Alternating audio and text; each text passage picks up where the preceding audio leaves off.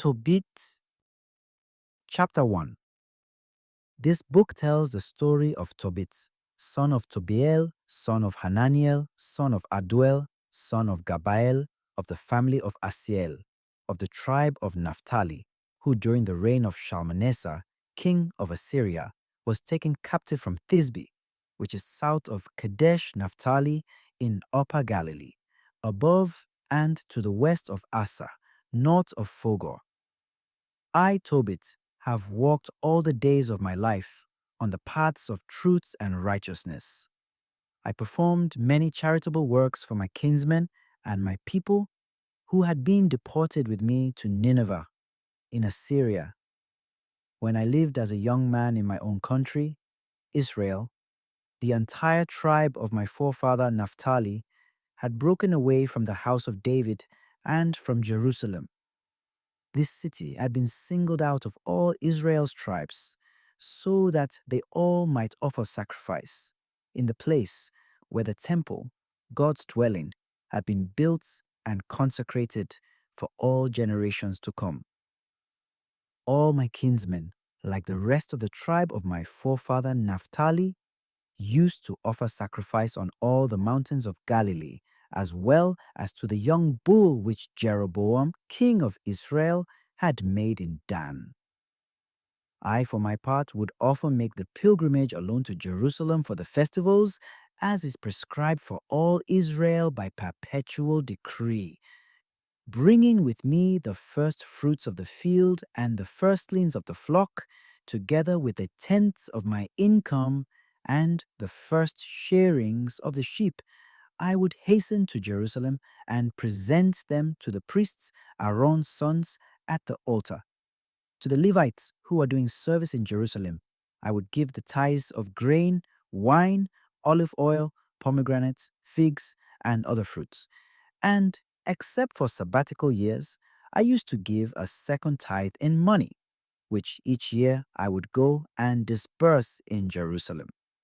The third tithe I gave to orphans and widows, and to converts who were living with the Israelites. Every third year I would bring them this offering, and we ate it in keeping with the decree of the Mosaic law and the commands of Deborah, the mother of my father Tobiel, for when my father died, he left me an orphan. When I reached manhood, I married Anna, a woman of our own lineage. By her, I had a son whom I named Tobiah. Now, after I had been deported to Nineveh, all my brothers and relatives ate the food of heathens, but I refrained from eating that kind of food.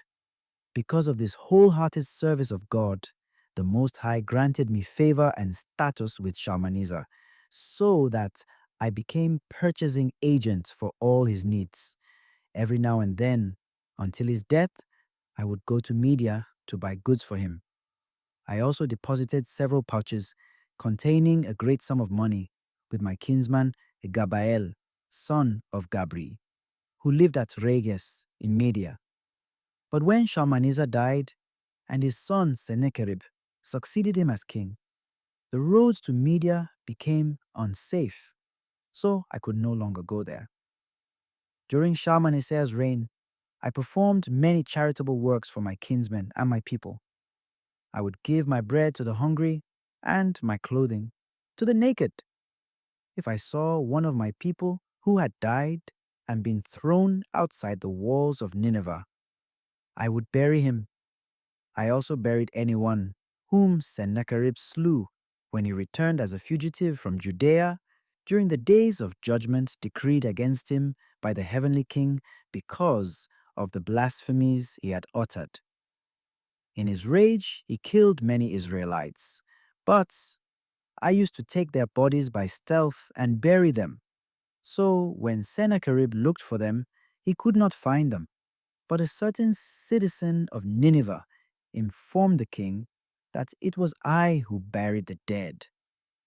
When I found out that the king knew all about me and wanted to put me to death, I went into hiding. Then, in my fear, I took to flight. Afterward, all my property was confiscated. I was left with nothing. All that I had was taken to the king's palace, except for my wife Anna and my son Tobiah. But less than 40 days later, the king was assassinated by two of his sons, who then escaped into the mountains of Ararat. His son Esarhaddon, who succeeded him as king, placed Ahikar, my brother Anael's son, in charge of all the accounts of his kingdom, so that he took control over the entire administration. Then Ahikar interceded on my behalf, and I was able to return to Nineveh. For under Sennacherib, king of Assyria, Ahikar had been chief cupbearer, keeper of the seal, administrator, and treasurer, and Esarhaddon reappointed him. He was a close relative, in fact, my nephew. Chapter 2. Thus under King Esarhaddon, I returned to my home, and my wife Anna and my son Tobiah were restored to me. Then, on our festival of Pentecost, the Feast of Weeks, a fine dinner was prepared for me, and I reclined to eat. The table was set for me, and when many different dishes were placed before me, I said to my son Tobiah, "My son, go out and try to find a poor man from among our kinsmen exiled here in Nineveh. If he is a sincere worshipper of God, bring him back with you so that he can share this meal with me. Indeed, son, I shall wait for you to come back." Tobiah went out to look for some poor kinsman of ours. When he returned, he exclaimed, "Father!" I said to him, "What is it, son?" He answered, "Father, one of our people has been murdered. His body lies in the marketplace, where he was just strangled." I sprang to my feet, leaving the dinner untouched, and I carried the dead man from the street and put him in one of the rooms, so that I might bury him after sunset. Returning to my own quarters, I washed myself and ate my food in sorrow. I was reminded of the oracle pronounced by the prophet Amos against Bethel. "Your festivals shall be turned into mourning, and all your songs into lamentation." And I wept. Then at sunset I went out, dug a grave, and buried him. The neighbors mocked me, saying to one another, "Will this man never learn?" Once before, he was hunted down for execution because of this very thing, yet now that he has escaped, here he is again burying the dead. That same night I bathed and went to sleep next to the wall of my courtyard. Because of the heat, I left my face uncovered. I did not know there were birds perched on the wall above me, till their warm droppings settled in my eyes, causing cataracts. I went to see some doctors for a cure, but the more they anointed my eyes with various salves, the worse the cataracts became, until I could see no more. For 4 years I was deprived of eyesight, and all my kinsmen were grieved at my condition. Ahikar, however, took care of me for 2 years, until he left for Elimeh. At that time, my wife Anna worked for hire at weaving cloth, the kind of work women do. When she sent back the goods to their owners, they would pay her. Late in winter, she finished the cloth and sent it back to the owners. They paid her the full salary and also gave her a young goat for the table. On entering my house, the goat began to bleat. I called to my wife and said, "Where did this goat come from?" "Perhaps it was stolen. Give it back to its owners. We have no right to eat stolen food." But she said to me, "It was given to me as a bonus over and above my wages." Yet I would not believe her and told her to give it back to its owners. I became very angry with her over this. So she retorted, "Where are your charitable deeds now? Where are your virtuous acts? See, your true character is finally showing itself." Chapter 3. Grief-stricken in spirit, I groaned and wept aloud. Then, with sobs, I began to pray, "You are righteous, O Lord, and all your deeds are just. All your ways are mercy and truth. You are the judge of the world. And now, O Lord, may you be mindful of me, and look with favor upon me. Punish me not for my sins, nor for my inadvertent offenses, nor for those of my fathers. They sinned against you and disobeyed your commandments. So you handed us over to plundering, exile, and death, till we were an object lesson, a byword, a reproach in all the nations among whom you scattered us.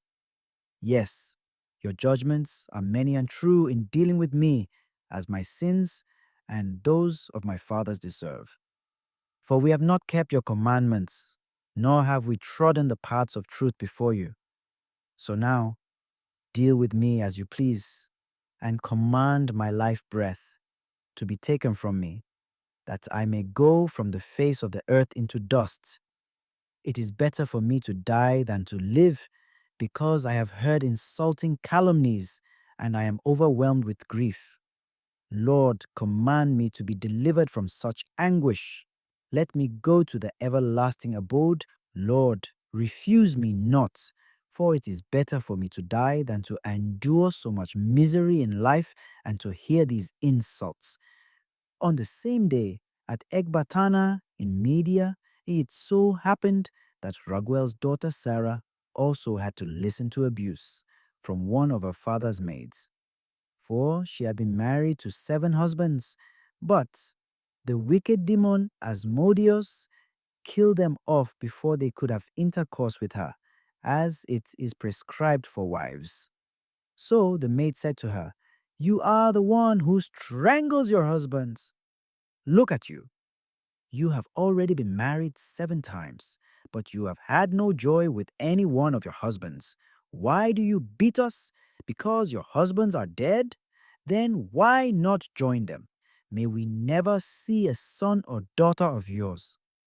That day, she was deeply grieved in spirit. She went in tears to an upstairs room in her father's house with the intention of hanging herself. But she reconsidered, saying to herself, "No, people would level this insult against my father. You had only one beloved daughter, but she hanged herself because of ill fortune. And thus would I cause my father in his old age to go down to the netherworld laden with sorrow. It is far better for me not to hang myself, but to beg the Lord to have me die, so that I need no longer live to hear such insults." At that time, then, she spread out her hands, and facing the window, poured out this prayer: "Blessed are you, O Lord, merciful God. Forever blessed and honored is your holy name. May all your works forever bless you. And now, O Lord, to you I turn my face and raise my eyes. Bid me to depart from the earth, never again to hear such insults. You know, O Master, that I am innocent of any impure act with a man, and that I have never defiled my own name or my father's name in the land of my exile. I am my father's only daughter, and he has no other child to make his heir. Nor does he have a close kinsman or other relative whom I might bide my time to marry. I have already lost 7 husbands. Why then should I live any longer? But if it please you, Lord, not to slay me, look favorably upon me and have pity on me. Never again let me hear these insults." At that very time, the prayer of these 2 suppliants was heard in the glorious presence of Almighty God. So Raphael was sent to heal them both, to remove the cataracts from Tobit's eyes, so that he might again see God's sunlight, and to marry Raguel's daughter Sarah to Tobit's son Tobiah, and then drive the wicked demon Asmodeus from her. For Tobiah had the right to claim her before any other who might wish to marry her. In the very moment that Tobit returned from the courtyard to his house, Raguel's daughter Sarah came downstairs from her room. Chapter 4. That same day, Tobit remembered the money he had deposited with Gabael at Rages in Media, and he thought, "Now that I have asked for death, Why should I not call my son Tobiah and let him know about this money before I die?"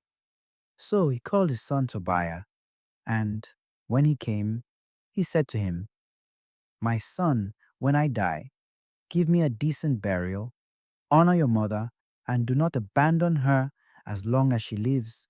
Do whatever pleases her, and do not grieve her spirit in any way. Remember, my son, that she went through many trials for your sake while you were in her womb. And when she dies, bury her in the same grave with me. Through all your days, my son, keep the Lord in mind and suppress every desire to sin or to break his commandments. Perform good works all the days of your life and do not tread the paths of wrongdoing. For if you are steadfast in your service, your good works will bring success not only to you, but also to all those who live uprightly.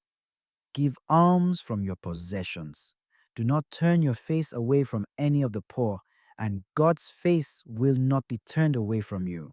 Son, give alms in proportion to what you own.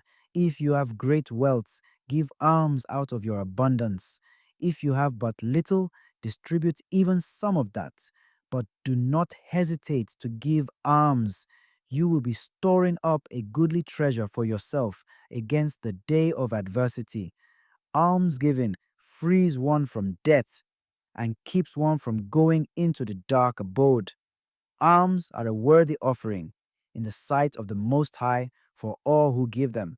Be on your guard, son, against every form of immorality, and above all, marry a woman of the lineage of your forefathers. Do not marry a stranger who is not of your father's tribe, because we are sons of the prophets. My boy, keep in mind Noah, Abraham, Isaac, and Jacob, our fathers from of old.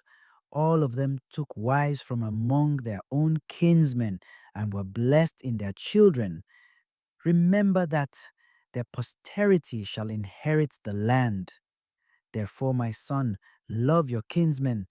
Do not be so proud-hearted toward your kinsmen, the sons and daughters of your people, as to refuse to take a wife for yourself from among them. For in such arrogance there is ruin and great disorder. Likewise, in worthlessness there is decay and dire poverty. For worthlessness is the mother of famine. Do not keep with you overnight the wages of any man who works for you, but pay him immediately.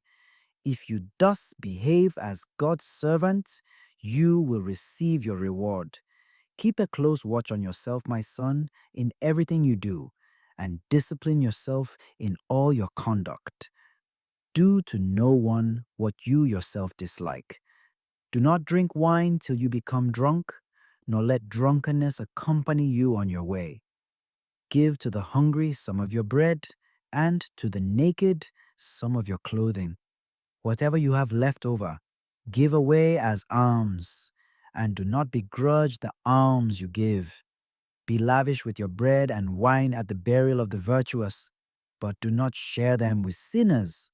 Seek counsel from every wise man, and do not think lightly of any advice that can be useful.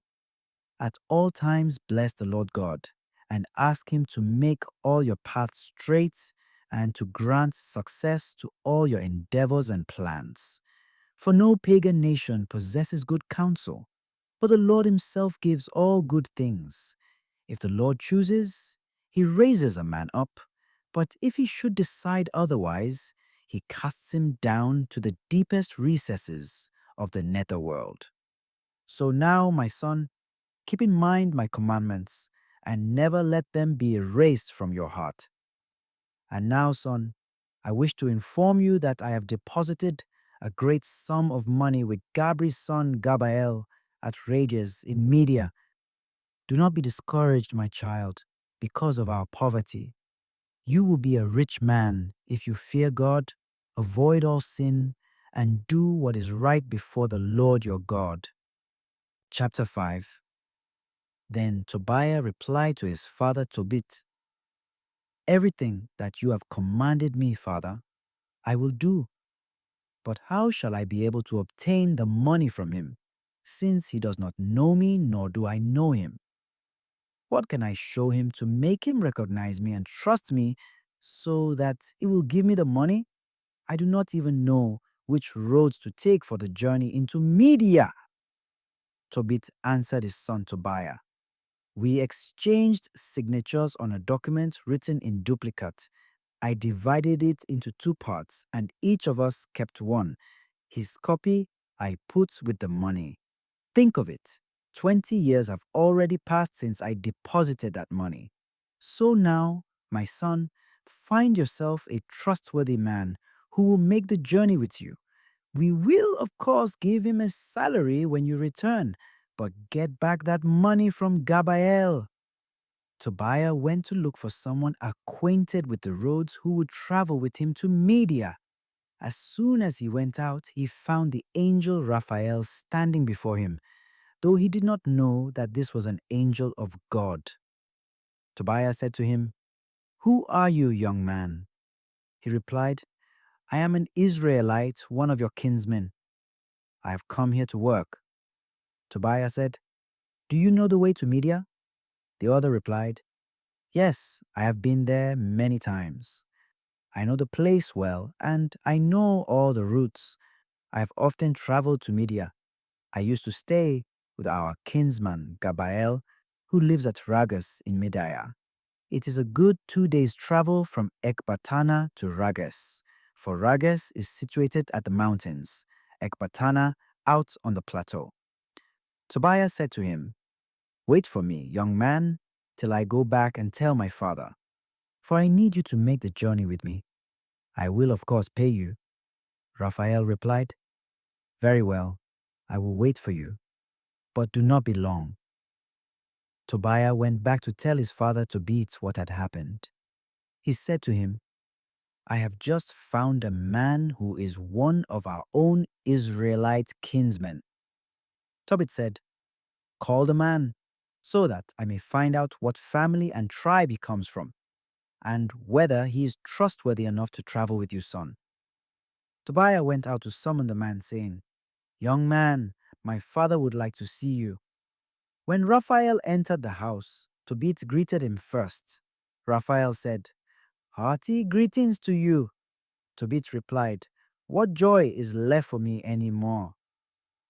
Here I am, a blind man who cannot see God's sunlight, but must remain in darkness like the dead who no longer see the light. Though alive, I am among the dead. I can hear a man's voice, but I cannot see him." Raphael said, "Take courage. God has healing in store for you, so take courage." Tobit then said, "My son Tobiah wants to go to Media. Can you go with him to show him the way? I will, of course, pay you, brother." Raphael answered, "Yes, I can go with him, for I know all the routes.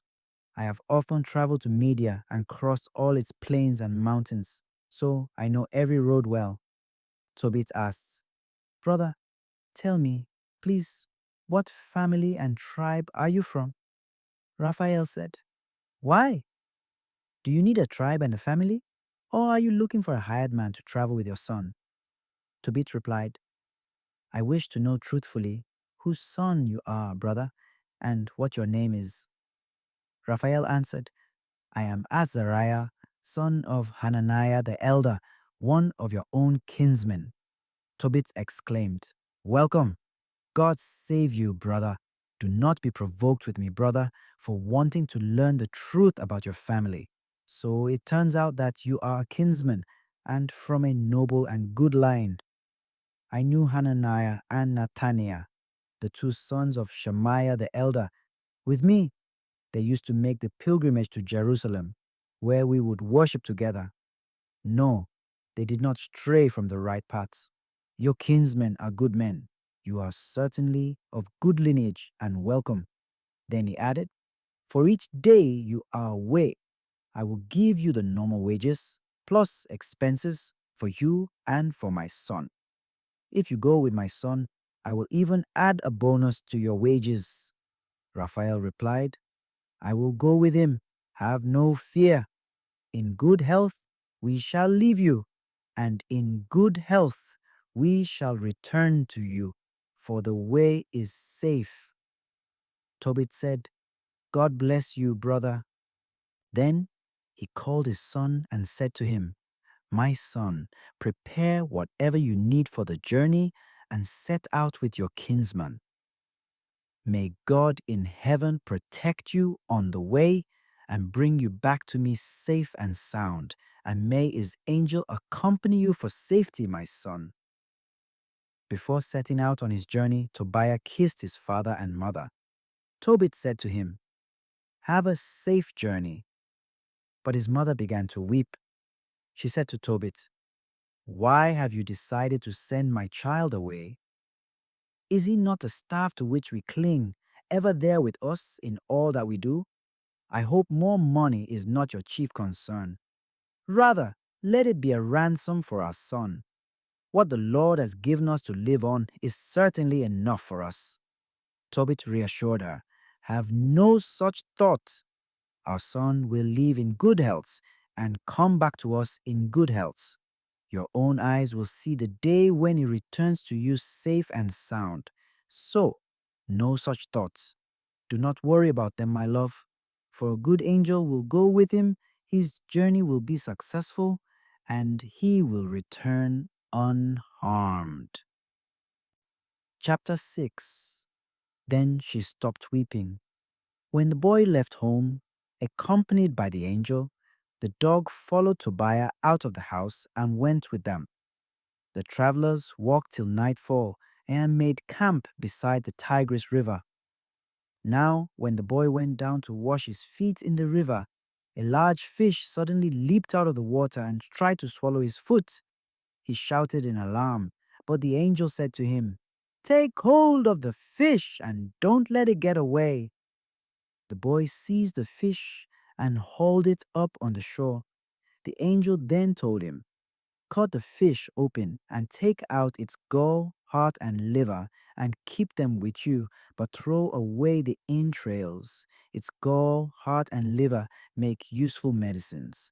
After the lad had cut the fish open, he put aside the gall, heart, and liver. Then he broiled and ate part of the fish.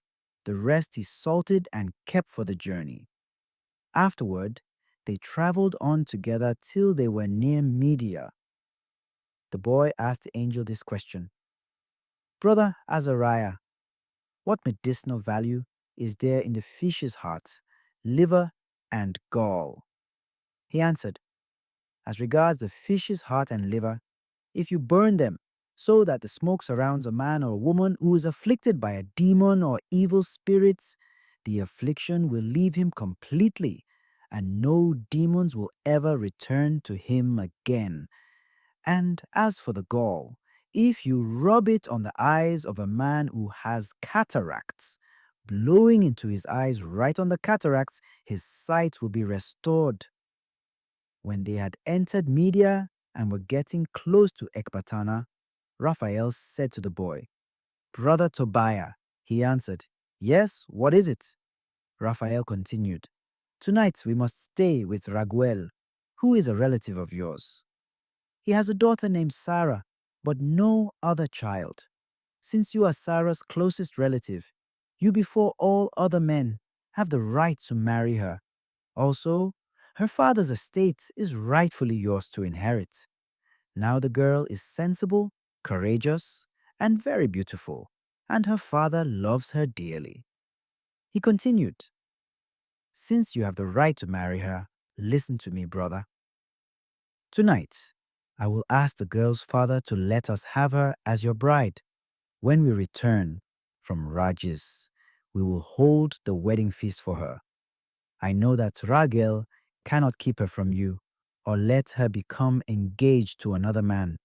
That would be a capital crime, according to the decree in the book of Moses. And he knows that it is your right before all other men to marry his daughter. So heed my words, brother. Tonight we must speak for the girl, so that we may have her engaged to you. And when we return from Rages, we will take her and bring her back with us to your house." Tobiah objected, however. Brother Azariah, I have heard that this woman has already been married 7 times, and that her husbands died in their bridal chambers. On the very night they approached her, they dropped dead, and I have heard it said that it was a demon who killed them. So now I too am afraid of this demon. Because he loves her, he does not harm her, but he does slay any man who wishes to come close to her. I am my father's only child. If I should die, I would bring my father and mother down to their grave in sorrow over me, and they have no other son to bury them. Raphael said to him, Do you not remember your father's orders? He commanded you to marry a woman from your own family. So, now listen to me, brother. Do not give another thought to this demon, but marry Sarah. I know that tonight you shall have her for your wife. When you go into the bridal chamber, take the fishe's liver and heart and place them on the embers for the incense. As soon as the demon smells the odor they give off, he will flee and never again show himself near her. Then, when you are about to have intercourse with her, both of you first rise up to pray. Beg the Lord of heaven to show you mercy and grant you deliverance. But do not be afraid, for she was set apart for you before the world existed. You will save her, and she will go with you. And I suppose that you will have children by her, who will take the place of brothers for you. So do not worry. When Tobiah heard Raphael say that she was his kinswoman, of his own family's lineage, he fell deeply in love with her, and his heart became set on her. Chapter 7. When they entered Ecbatana, Tobiah said, Brother Azariah, lead me straight to our kinsman Raguel. So he brought him to the house of Raguel, whom they found seated by his courtyard gate. They greeted him first. He said to them, Greetings to you too, brothers. Good health to you and welcome. When he brought them into his home, he said to his wife Edna, This young man looks just like my kinsman Tobit. So Edna asked them, Who are you, brothers? They answered, We are of the exiles from Naphtali at Nineveh. She said, Do you know our kinsman Tobit? They answered, Indeed we do. She asked, Is he well? They answered, Yes, he is alive and well. Then Tobiah exclaimed, He is my father. Raguel sprang up and kissed him, shedding tears of joy. But when he heard that Tobit had lost his eyesight, he was grieved and wept aloud. He said to Tobiah, My child, God bless you. You are the son of a noble and good father. But what a terrible misfortune that such a righteous and charitable man should be afflicted with blindness. He continued to weep in the arms of his kinsman Tobiah. His wife Edna also wept for Tobit, and even their daughter Sarah began to weep. Afterward, Raguel slaughtered a ram from the flock and gave them a cordial reception. When they had bathed and reclined to eat, Tobiah said to Raphael, Brother Azariah, ask Raguel to let me marry my kinswoman Sarah. Raguel overheard the words, so he said to the boy, Eat and drink and be merry tonight, for no man is more entitled to marry my daughter Sarah than you, brother. Besides, not even I have the right to give her to anyone but you, because you are my closest relative. But I will explain the situation to you very frankly. I have given her in marriage to 7 men, all of whom were kinsmen of ours, and all died on the very night they approached her. But now, son, eat and drink. I am sure the Lord will look after you both. Tobiah answered, I will eat or drink nothing until you set aside what belongs to me. Raguel said to him, I will do it. She is yours according to the decree of the book of Moses. Your marriage to her has been decided in heaven. Take your kinswoman. From now on, you are her love, and she is your beloved. She is yours today and ever after. And tonight, son, may the Lord of heaven prosper you both. May he grant you mercy and peace. Then Raguel called his daughter Sarah, and she came to him. He took her by the hand and gave her to Tobiah with the words, "Take her according to the law. According to the decree written in the book of Moses, she is your wife. Take her and bring her back safely to your father. And may the God of heaven grant both of you peace and prosperity." He then called her mother and told her to bring a scroll so that he might draw up a marriage contract stating that he gave Sarah to Tobiah as his wife according to the decree of the Mosaic law.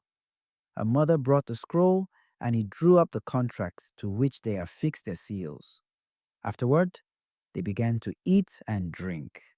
Later, Raguel called his wife Edna and said, "My love, prepare the other bedroom and bring the girl there." She went and made the bed in the room, as she was told, and brought the girl there. After she had cried over her, she wiped away the tears and said, "Be brave, my daughter. May the Lord of heaven grant you joy in place of your grief. Courage, my daughter."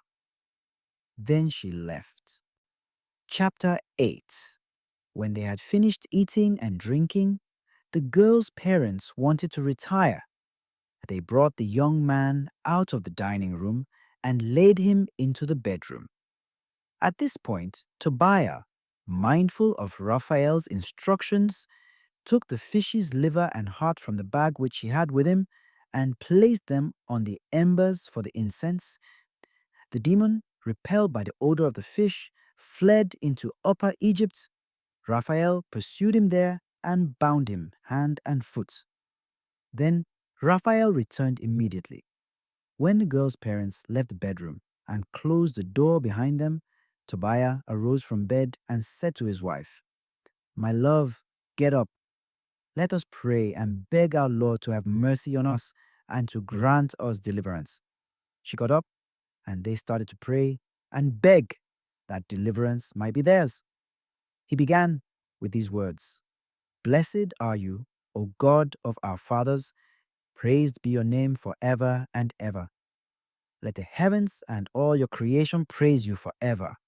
You made Adam and you gave him his wife Eve to be his help and support. And from these two the human race descended. You said, 'It is not good for the man to be alone. Let us make him a partner like himself.' Now, Lord, you know that I take this wife of mine not because of lust, but for a noble purpose. Call down your mercy on me and on her, and allow us to live together to a happy old age." They said together, "Amen, Amen," and went to bed for the night. But Raguel got up and summoned his servants. With him, they went out to dig a grave, for he said, "I must do this, because if Tobiah should die, we will be subjected to ridicule and insult." When they had finished digging the grave, Raguel went back into the house and called his wife, saying, "Send one of the maids in to see whether Tobiah is alive or dead, so that if necessary, we may bury him without anyone's knowing about it." She sent the maid, who lit a lamp, opened the bedroom door, went in, and found them sound asleep together. The maid went out and told the girl's parents that Tobiah was alive, and that there was nothing wrong. Then Raguel praised the God of heaven in these words, "Blessed are you, O God, with every holy and pure blessing. Let all your chosen ones praise you. Let them bless you forever. Blessed are you who have made me glad. What I feared did not happen. Rather, you have dealt with us according to your great mercy. Blessed are you, for you were merciful toward two only children. Grant them, Master, mercy and deliverance, and bring their lives to fulfillment with happiness and mercy. Then he told his servants to fill in the grave before dawn. He asked his wife to bake many loaves of bread. He himself went out to the herd and picked out 2 steers and 4 rams, which he ordered to be slaughtered. So the servants began to prepare the feast. He summoned Tobiah and made an oath in his presence, saying, "For 14 days you shall not stir from here, but shall remain here eating and drinking with me. And you shall bring joy to my daughter's sorrowing spirit. Take, to begin with, half of whatever I own when you go back in good health to your father. The other half will be yours when I and my wife die. Be of good cheer, my son. I am your father, and Edna is your mother, and we belong to you and to your beloved now and forever. So be happy, son." Chapter 9. Then Tobiah called Raphael and said to him, "Brother Azariah, take along with you 4 servants and 2 camels, and travel to Rajes. Go to Gabael's house and give him this bond. Get the money, and then bring him along with you to the wedding celebration. You witnessed the oath that Raguel has sworn. I cannot violate his oath. For you know that my father is counting the days. If I should delay my return by a single day, I would cause him intense grief." So Raphael, together with the 4 servants and 2 camels, traveled to Rages in Media, where they stayed at Gabael's house. Raphael gave Gabael his bond and told him about Tobit's son Tobiah, and that he had married and was inviting him to the wedding celebration. Gabael promptly checked over the sealed money bags, and they placed them on the camels. The following morning, they got an early start and traveled to the wedding celebration. When they entered Raguel's house, they found Tobiah reclining at table.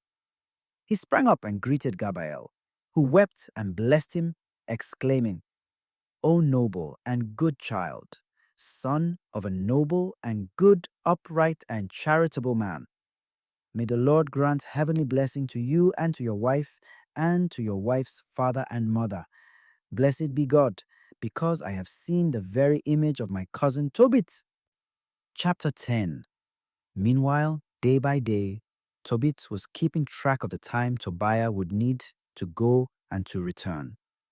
When the number of days was reached and his son did not appear, he said, "I wonder what has happened.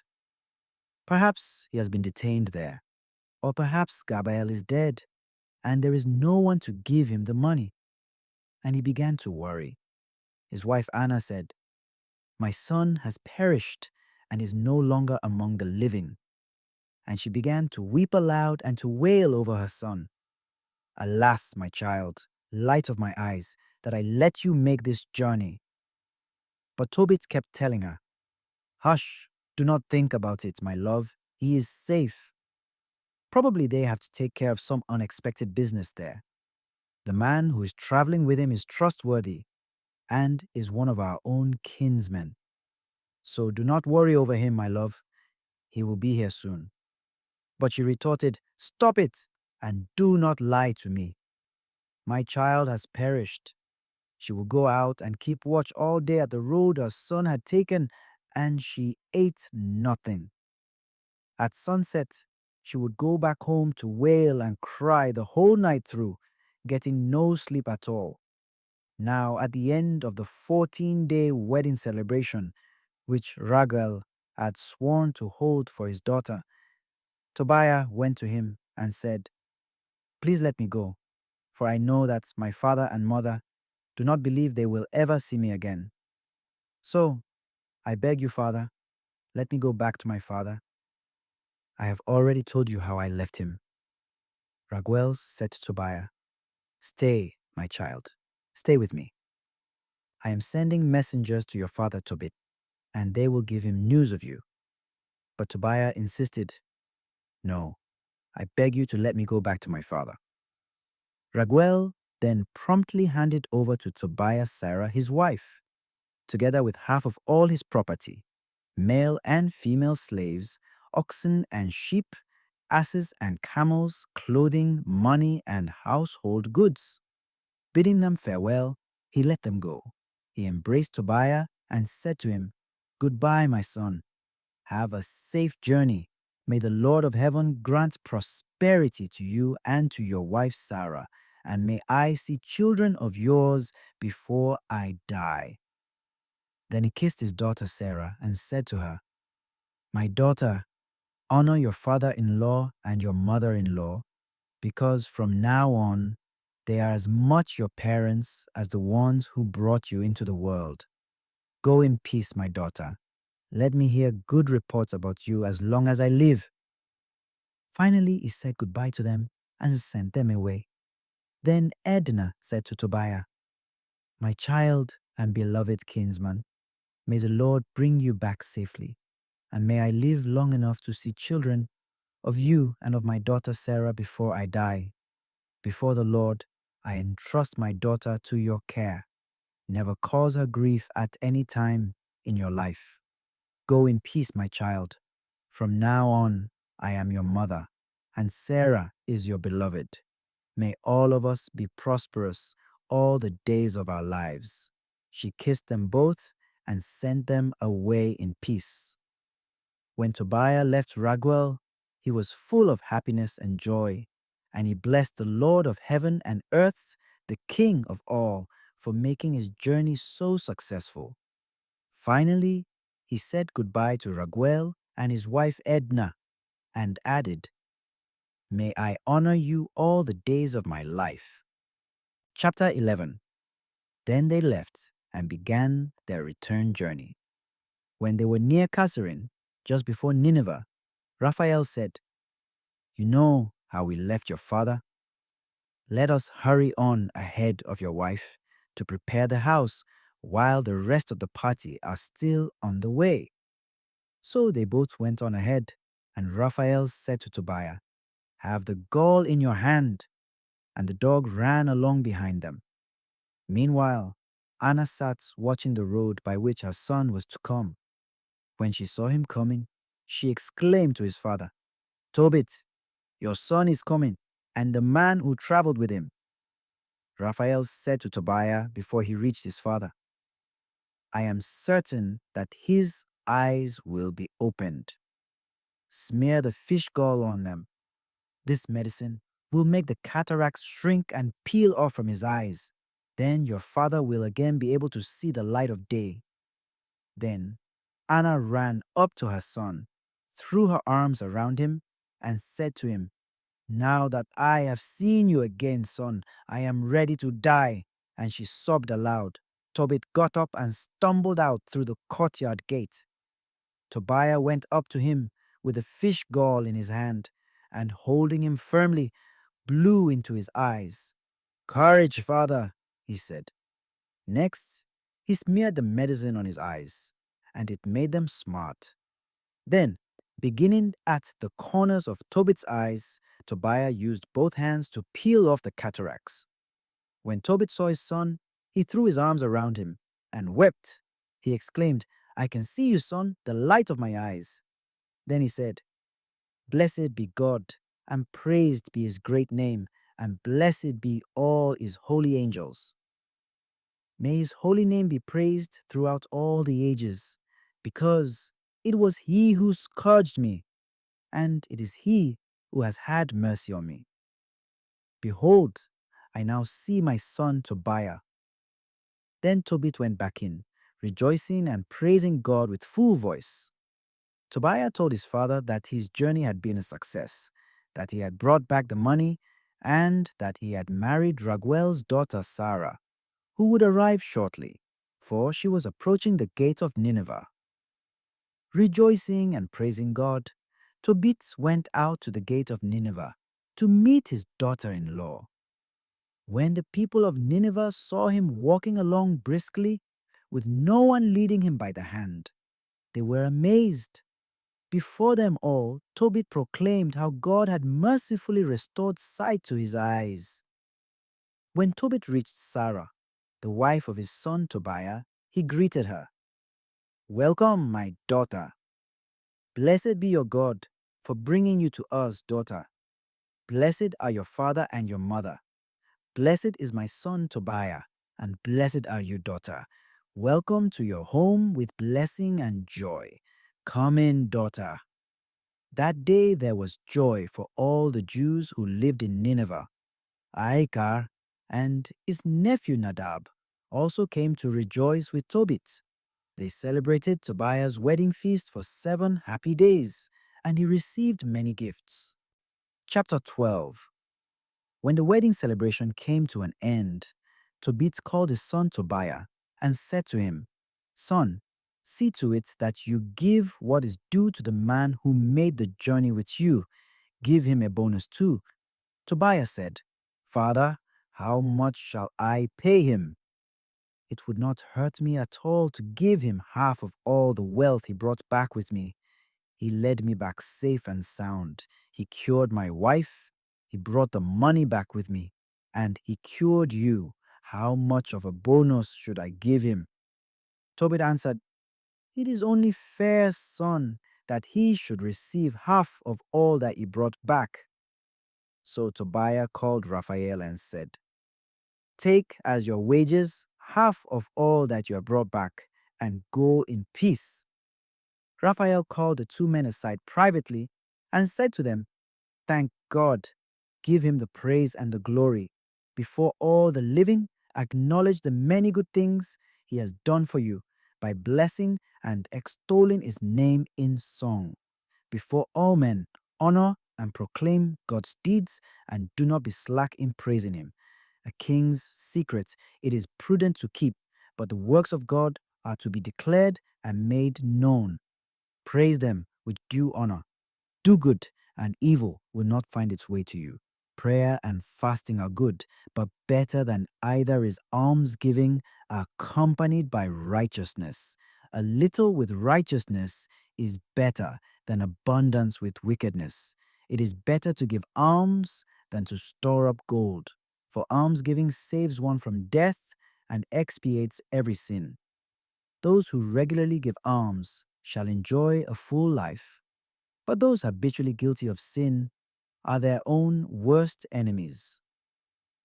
I will now tell you the whole truth. I will conceal nothing at all from you. I have already said to you, a king's secret it is prudent to keep, but the works of God are to be made known with due honor. I can now tell you that when you, Tobit and Sarah, prayed, it was I who presented and read the record of your prayer before the glory of the Lord, and I did the same thing when you used to bury the dead. When you did not hesitate to get up and leave your dinner in order to go and bury the dead, I was sent to put you to the test. At the same time, however, God commissioned me to heal you and your daughter-in-law, Sarah. I am Raphael, one of the 7 angels who enter and serve before the glory of the Lord." Stricken with fear, the 2 men fell to the ground. But Raphael said to them, "No need to fear, you are safe. Thank God now and forever. As for me, when I came to you, it was not out of any favor on my part, but because it was God's will. So continue to thank him every day. Praise him with song. Even though you watched me eat and drink, I did not really do so. What you were seeing was a vision. So now, get up from the ground and praise God. Behold, I am about to ascend to him who sent me. Write down all these things that have happened to you." When Raphael ascended, they rose to their feet and could no longer see him. They kept thanking God and singing his praises, and they continued to acknowledge these marvelous deeds which he had done when the angel of God appeared to them. Chapter 13. Then Tobit composed this joyful prayer: "Blessed be God who lives forever, because his kingdom lasts for all ages. for he scourges and then has mercy. He casts down to the depths of the nether world, and he brings up from the great abyss. No one can escape his hand. Praise him, you Israelites, before the Gentiles. For though he has scattered you among them, he has shown you his greatness even there. Exalt him before every living being, because he is the Lord our God, our Father, and God forever. He scourged you for your iniquities, but will again have mercy on you all. He will gather you from all the Gentiles among whom you have been scattered, when you turn back to him with all your heart, to do what is right before him. Then he will turn back to you and no longer hide his face from you. So now, consider what he has done for you, and praise him with full voice. Bless the Lord of righteousness, and exalt the King of the ages. In the land of my exile, I praise him, and show his power and majesty to a sinful nation. Turn back, you sinners, do the right before him. Perhaps he may look with favor upon you and show you mercy. As for me, I exalt my God, and my spirit rejoices in the King of heaven. Let all men speak of his majesty, and sing his praises in Jerusalem. O Jerusalem, holy city, he scourged you for the works of your hands, but will again pity the children of the righteous. Praise the Lord for his goodness, and bless the King of the ages, so that his tent may be rebuilt in you with joy. May he gladden within you all who were captives, all who were ravaged may he cherish within you for all generations to come. A bright light will shine to all parts of the earth. Many nations shall come to you from afar, and the inhabitants of all the limits of the earth, drawn to you by the name of the Lord God, bearing in their hands their gifts for the King of heaven. Every generation shall give joyful praise in you, and shall call you the chosen one, through all ages forever. Accursed are all who speak a harsh word against you. Accursed are all who destroy you and pull down your walls, and all who overthrow your towers and set fire to your homes. But forever blessed are all those who build you up. Go then, rejoice over the children of the righteous, who shall all be gathered together, and shall bless the Lord of the ages. Happy are those who love you, and happy those who rejoice in your prosperity. Happy are all the men who shall grieve over you, over all your chastisements, for they shall rejoice in you, as they behold all your joy forever. My spirit blesses the Lord, the great King. Jerusalem shall be rebuilt as his home forever. Happy for me, if a remnant of my offspring survive to see your glory and to praise the King of heaven. The gates of Jerusalem shall be built with sapphire and emerald, and all your walls with precious stones. The towers of Jerusalem shall be built with gold, and their battlements with pure gold. The streets of Jerusalem shall be paved with rubies and stones of Ophir. The gates of Jerusalem shall sing hymns of gladness, and all her houses shall cry out, Alleluia. Blessed be God who has raised you up. May he be blessed for all ages, for in you they shall praise his holy name forever. The end of Tobit's hymn of praise. Chapter 14. Tobit died peacefully at the age of 112 and received an honorable burial in Nineveh. He was 62 years old when he lost his eyesight, and after he recovered it, he lived in prosperity, giving alms and continually blessing God and praising the divine majesty. Just before he died, he called his son Tobiah and Tobiah's 7 sons and gave him this command: Son, take your children and flee into Media, for I believe God's word, which was spoken by Nahum against Nineveh. It shall all happen and shall overtake Assyria and Nineveh. Indeed, whatever was said by Israel's prophets, whom God commissioned, shall occur. Not one of all the oracles shall remain unfulfilled, but everything shall take place in the time appointed for it. So it will be safer in Media than in Assyria or Babylon. For I know and believe that whatever God has spoken will be accomplished. It shall happen, and not a single word of the prophecies shall prove false.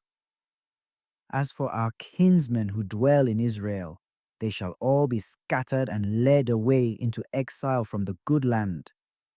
The entire country of Israel shall become desolate. Even Samaria and Jerusalem shall become desolate. God's temple there shall be burnt to the ground and shall be desolate for a while. But God will again have mercy on them and bring them back to the land of Israel. They shall rebuild the temple, but it will not be like the first one until the era when the appointed time shall be completed. Afterward, all of them shall return from their exile, and they shall rebuild Jerusalem with splendor. In her, the temple of God shall also be rebuilt. Yes, it will be rebuilt for all generations to come, just as the prophets of Israel said of her. All the nations of the world shall be converted and shall offer God true worship. All shall abandon their idols, which have deceitfully led them into error, and shall bless the God of the ages in righteousness. Because all the Israelites who are to be saved in those days will truly be mindful of God, they shall be gathered together and go to Jerusalem. In security shall they dwell forever in the land of Abraham, which will be given over to them. Those who sincerely love God shall rejoice, but those who become guilty of sin shall completely disappear from the land. Now, as for you, my son, depart from Nineveh. Do not remain here. Now, children, I give you this command. Serve God faithfully and do what is right before him. You must tell your children to do what is upright and to give alms, to be mindful of God, and at all times to bless his name sincerely and with all their strength. The day you bury your mother next to me, do not even stay overnight within the confines of the city. For I see that people here shamelessly commit all sorts of wickedness and treachery. Think, my son, of all that Nadab did to Ahikar, the very one who brought him up. Ahikar went down alive into the earth. Yet God made Nadab's disgraceful crime rebound against him. Ahikar came out again into the light, but Nadab went into the everlasting darkness, for he had tried to kill Ahikar. Because Ahikar had given alms to me, he escaped from the deadly trap Nadab had set for him. But Nadab himself fell into the deadly trap, and it destroyed him. So, my children, note well what almsgiving does, and also what wickedness does. It kills. But now, my spirit is about to leave me. They placed him on his bed, and he died. And he received an honorable burial. When Tobiah's mother died, he buried her next to his father. He then departed with his wife and children for Media, where he settled in Ecbatana with his father-in-law, Raguel. He took respectful care of his aging father-in-law and mother-in-law, and he buried them at Ecbatana in Media. Then he inherited Raguel's estate, as well as that of his father Tobit. He died at the venerable age of 117. But before he died, he heard of the destruction of Nineveh and saw its effects. He witnessed the exile of the city's inhabitants when Cyaxares, king of Media, led them captive into Media. Tobiah praised God for all that he had done against the citizens of Nineveh and Assyria.